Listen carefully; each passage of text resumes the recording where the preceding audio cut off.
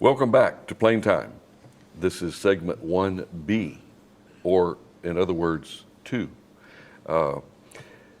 We're talking with the superintendent of schools for Polk County school system, and Polk County being the largest county in the state of Florida, over 14,000 employees, and a budget of a little bit over $2 billion a year.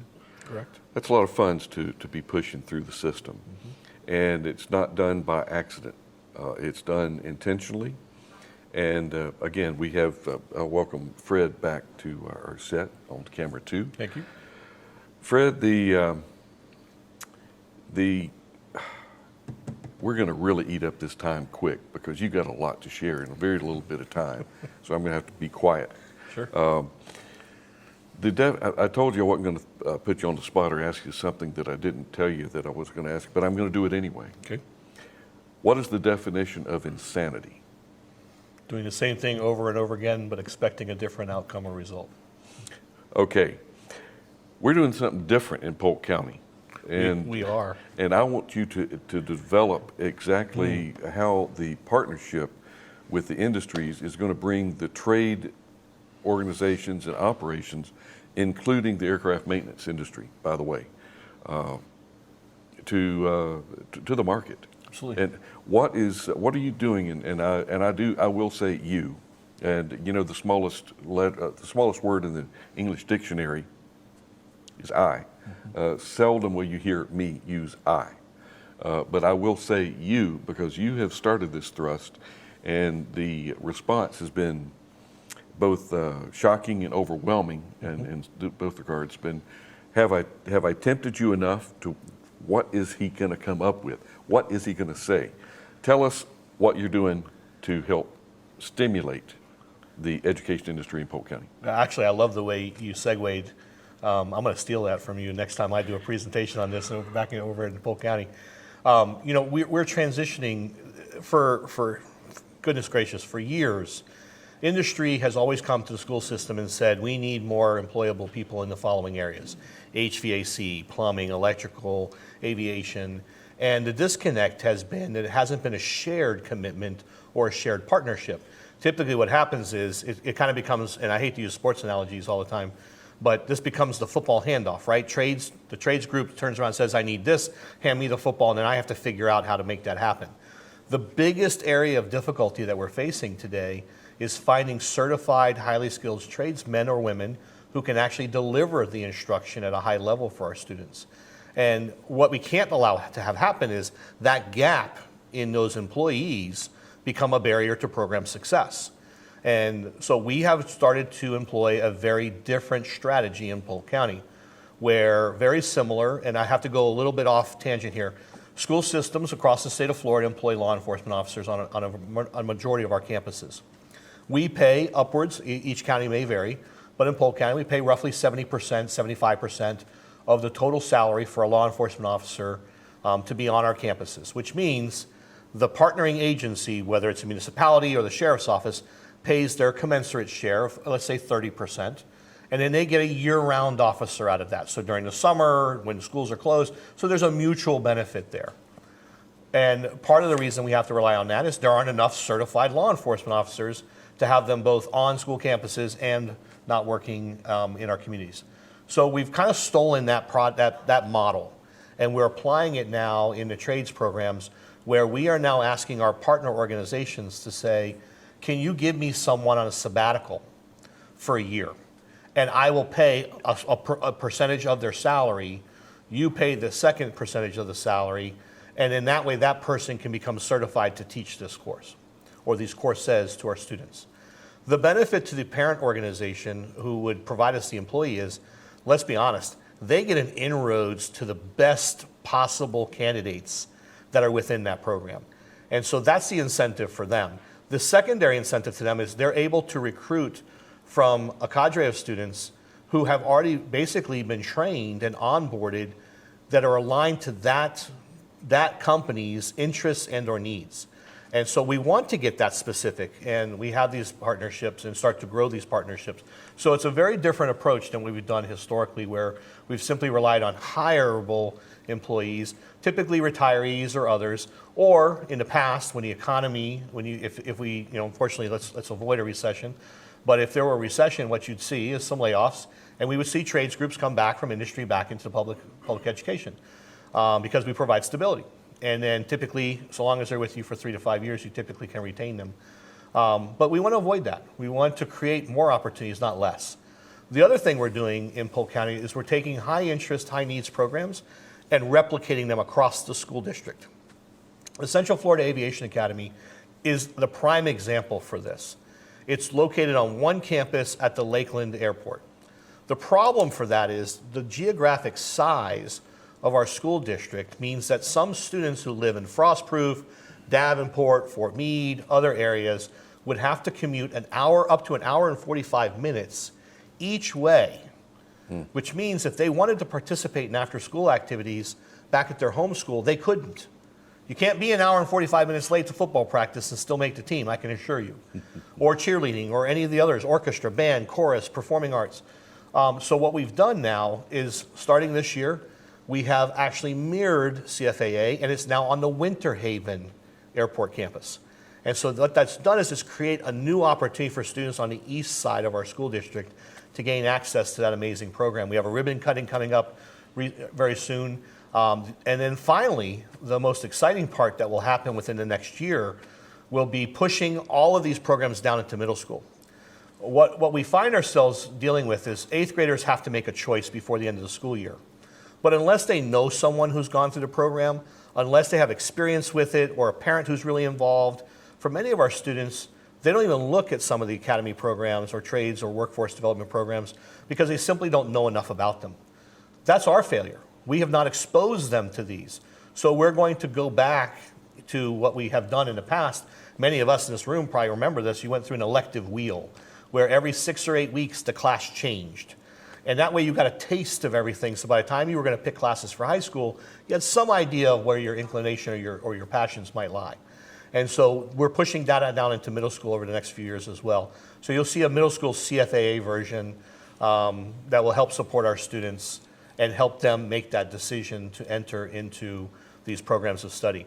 And that's the reality for us, is we have to put a little bit more time and attention into nurturing these programs to get them back out there. And as a parent, I can tell you, we spent a lot of time marketing at parents. All of our flyers, all of our materials are geared towards adults, parents and guardians. And this is the turnout we've had. And we've had a decent turnout, but nowhere near what we had hoped for or anticipated. And that's why we're putting so much emphasis into growing. What we've done is we've missed the target audience. We should be marketing more aggressively towards students, because as a parent, if my child comes home and sits at the dinner table and is excited about something, he won't shut up about it. And let's be honest, that's a signal to me as a parent that this is a high interest area for him, or for those who have young ladies, for her. And how do I best get behind my child to help support them pursue this? So we are going to start being more aggressive in marketing directly to our students with field trips. And I'm excited that we're going to have more opportunities to take students over to the Aviation Museum so they can get firsthand world experience with STEM and weather and aviation. We're also excited, like I said, to bring these programs to middle school to create those opportunities, but for those students to then get shadow days and opportunities at the high schools so that they can really see what's involved on a daily basis with these programs. So that, I think, is going to be ultimately the big game changer. But those are innovative strategies that a lot of us have either failed to continue with or have just not thought of. And so we're hopeful that they'll pay out over time. Fred, I really would like for you to put a little bit more passion into your profession here a little bit, but because we need you to come flat. We need you to come out of your shell a little bit, okay? Parenting. You mentioned the word parenting and students a lot. Mm-hmm. Is there, and this is my ignorance, and I admit it, is there a course that you have for proper parenting? Oh goodness, no. We Ooh, and that's a sensitive subject these days. But just a little example.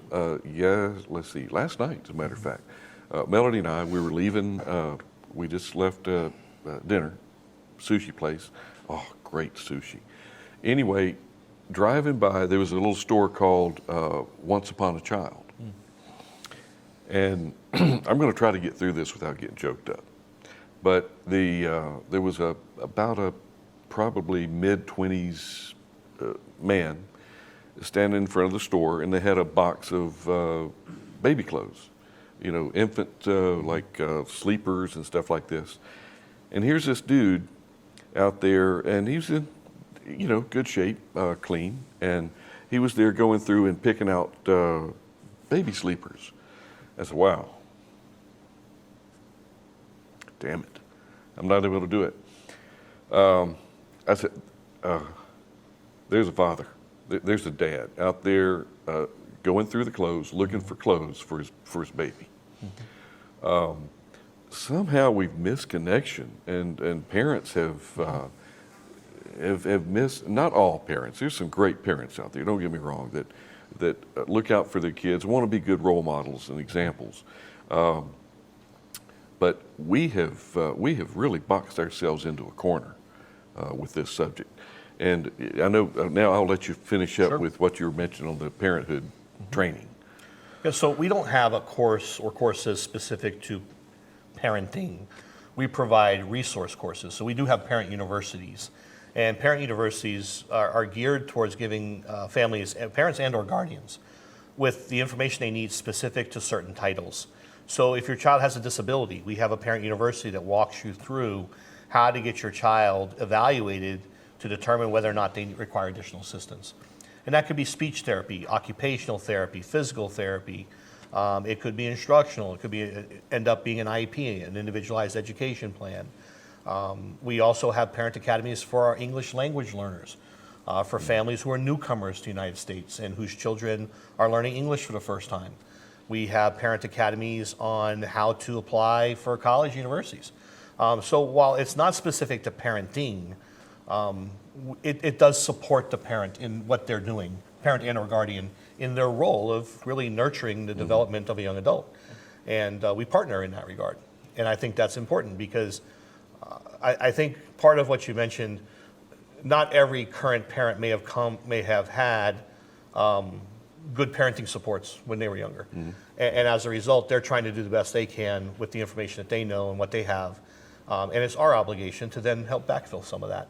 And parent universities can be designed by request. We've had parents contact us saying, I'd like to know more about the following. And if we notice there's a pattern of individuals asking for that, we'll put together a parent university to target that for them. And then we host those periodically throughout the year, pretty much every month, and they're hosted in the evenings. We do record them so that they can see them later if they can't attend. But the goal, again, is to establish a partnership with parents. We are not, and never will we find ourselves in a position where we will admonish a parent or guardian. There are no failures. The simple truth of the matter is there are situations that happen, and at the end of the day, quite frankly, and I may catch some flack for this comment, the adults don't matter. What matters is that child, and how do we best provide the supports for him or her to be successful despite the noise. And if we can put ourselves behind that and focus on the child, I think that's where we provide the best level of service. And that's our approach, is how do we create a partnership with a family or a parent or guardian to ensure that success is there.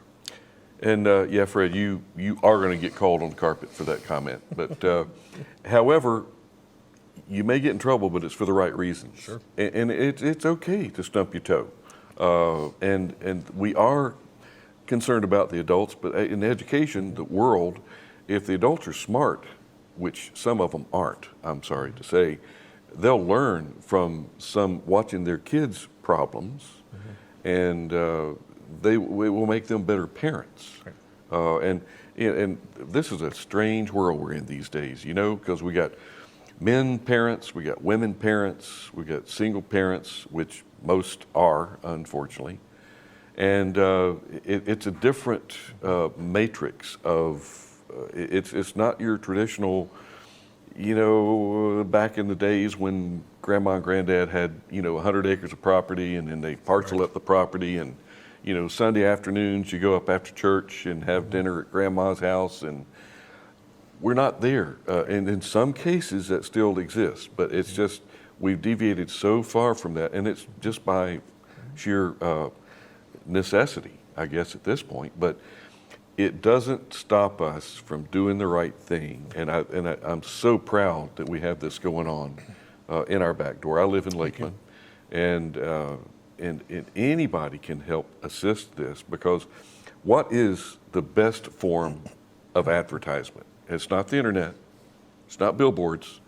Fred, what is the best form of advertisement? I hope we're on the same page. Word of mouth. Exactly. Because they've had a positive experience. Exactly. Yep. Share it with your neighbor, share it with friends, and that's how we get the word out on aviation, both good and bad. And attention to detail. This is something that I hope that I will see more in the Polk County school system. And here, this is, I'm going to lean over.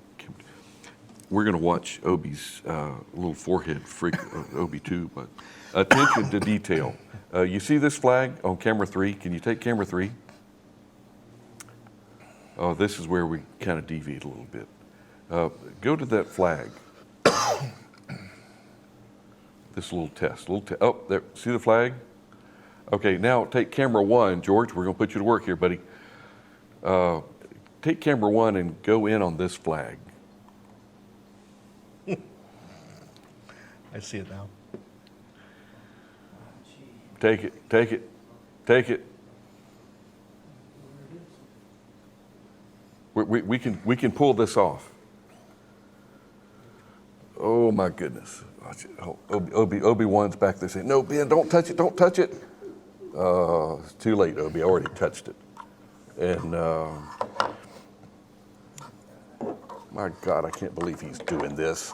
Not in the middle of a program. You can't do that, Ben. Well, sorry, Obi, I just did. Okay, attention to detail. There we go. We got to practice what we preach, folks. Attention to detail. And to the nth degree, if you do that, I give you a lot of credit. I give you a lot of credit. Blowing your mind. But we have got to pay attention to detail, and yes, right down to our education, our folks, personalities, the facilities. The CFAA has a beautiful campus there, thanks to Mr. Ray. Correct. What kind of facility do you have in Bartow or Winter Haven? So right now in Winter Haven, it's a portable-based facility, but much like CFAA, the fundraising initiatives have already begun. We want to have a standalone building or facility there. We will either procure one of the existing facilities, or we will look to build similarly as we did with CFAA. But I have to use this as an opportunity to kind of plant a seed. But even the current CFAA program at Lakeland is already over capacity. And we're going to have to do some things there in the near future. We're going to start some conversations within the community, with our partners, with the school board, to determine how do we best approach that. Is it by expanding into a new footprint across the street where there's some vacant land where it's mostly used for storage? Or do we have to relocate somewhat? We want to maintain that facility for a lot of reasons. And I think everybody wants to see us retain that facility, but we're going to need some additional options for classroom spaces because the enrollment is growing. And what people don't realize is when you look at the schedule for a school, it's the number of the variety of classes you can offer, including those really rigorous courses, advanced placement, IB, Cambridge ACE, honors, those kinds of things, are largely determined based off the number of students who want to take it, but also the availability of space. Because at the same time you're offering that class, you're offering a variety of others. If we're running out of room in a building, the sad reality is some of those programs disappear. And that's really what CFAA is starting to face, is that as their enrollment's gone up in other core areas and in the program itself, we're running out of space for some of those other classes that make that a well-rounded program for all of our students. So again, I think we need to explore some options to expand that program's footprint. Well, Fred, I kind of set you up there a little bit in asking you about the facilities. And the CFAA building, it is beautiful. It's well done. It's state of the art. It is a Taj Mahal of high schools that appeal to aviation. Correct. However, with the right staffing and the right message, you could put up a tent on a bunch of sawdust and have a similar outcome as far as the quality of education and students. So, Certainly. so I'm hoping that you're going to have a train the trainer aspect of getting the right type of individual that's able to stimulate the thought processes of these young people. Hello, Glenn. And to really keep this ball rolling, and because all it takes is one bad apple. Correct. And you can turn off a whole bunch of people with a sourpuss or Absolutely. somebody that, and I don't know, to make the cut. I mean, you almost have to have a program to get people involved that they have to meet a certain criteria, and it comes down to just was it the movie The Spartans? Oh, camera 2. The Spartans, where Caesar, and they're out fighting in the lions in the arena, and does he live or does he die? At some point, you gotta have somebody like a Fred Heid. With Caesar-like authority? No, cut them out. She's not going to make it. She don't have the right attitude. Or okay, you're in. You're in. We want you and anybody that you know like you, bring them to us. Yep. So I hate to put you on the spot. I keep saying that a lot, but I really love to put him on the spot. So I don't think I disagree. I think part of my objective is to make sure we put the right people in front of kids every day. And now, I will admit that it's getting harder because we get fewer applicants. So we do put a lot of time into coaching and modeling and mentoring to give them every opportunity to be successful.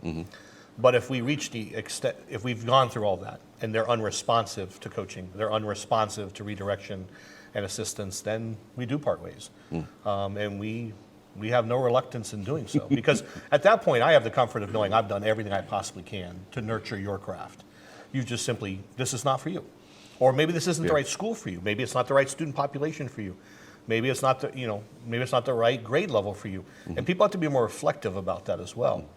But you're absolutely right. And we have to demand the best. We have to train the best to be the best. And one of the things I look forward to for CFAA and for Winter Haven and the programs there in particular is that the Lakeland Airport is growing exponentially. Their utilization, they're looking at expansions, they're looking at other opportunities. And I think that there's a fantastic opportunity for us to leverage that and bring in talent who see that pipeline feeding to Amazon and feeding to the airports for ops. And we can't miss that opportunity. We need to lead the way there. And I'm going to have to dig back into what we were talking about earlier, is involving the airport operation. There's so much that's behind the scenes. Your electrical, your plumbing, your facilities. And when I say facilities, it's not just opening up a building. Your fencing, your security gates. I mean, there's all sorts of in aviation, cargo, everything. There's so much if we want to get involved with the aerospace industry. And I'm going to start kind of deviating a little bit away, and I welcome you to join me. We do call the Aerospace Center for Excellence there at Sun and Fun. As a matter of fact, I am on the board for PAMA. Are you familiar with PAMA? It sounds familiar. Professional Aviation Maintenance Association. Okay. I even went on and got the domain. We're changing PAMA.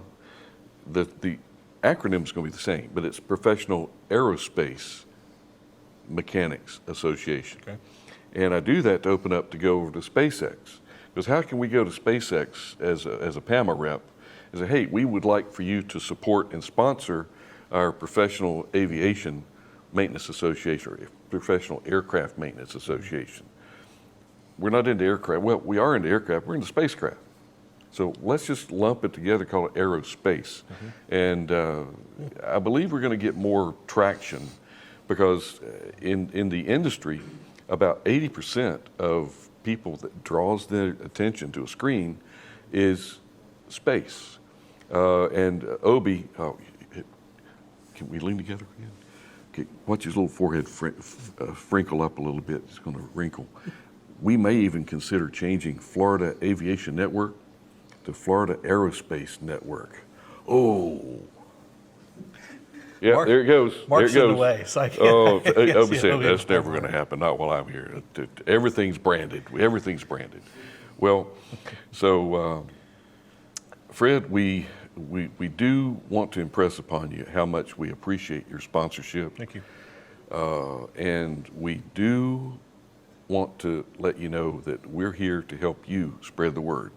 And Thank you. again, the best marketing tool, word of mouth. And hopefully the folks looking at these cameras are from behind the cameras, other than our operators, George, Bill, and Mark.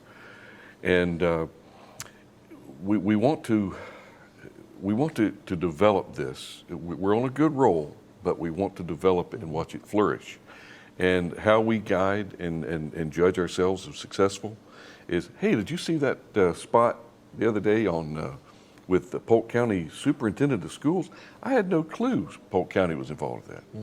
So this is your opportunity to shine and tell us. We're going to start winding this down before we get into Dr. Patuska's presentation on weather. And whether or not you can make it is up to you. A little play on words. Whether or not you can make it.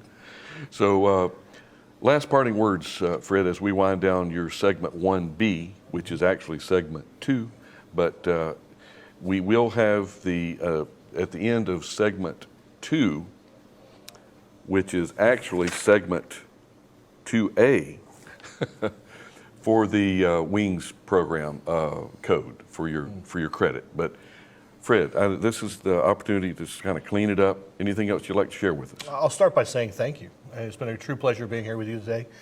Many of the people probably on air who are watching this have no idea the number of people who are behind the cameras right now making the magic happen here, and I will tell you they deserve a lot of credit. It's been incredibly smooth, very professional, clearly not their first rodeo. And for everyone who benefits from watching these, you need to understand it is a true benefit that you derive from this. So hopefully they will continue to look to sponsor. And I liked your point. As far as the cleanup is concerned, I leave it with this.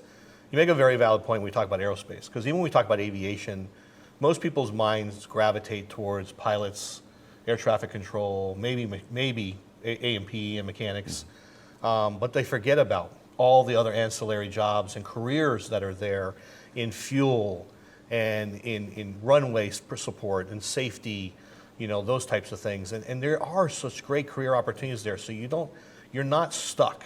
And that's one of the beautiful parts about that. And when you start talking about space travel, let's be honest, that is becoming far more of a reality today than it ever has been. And commercial travel is not far behind.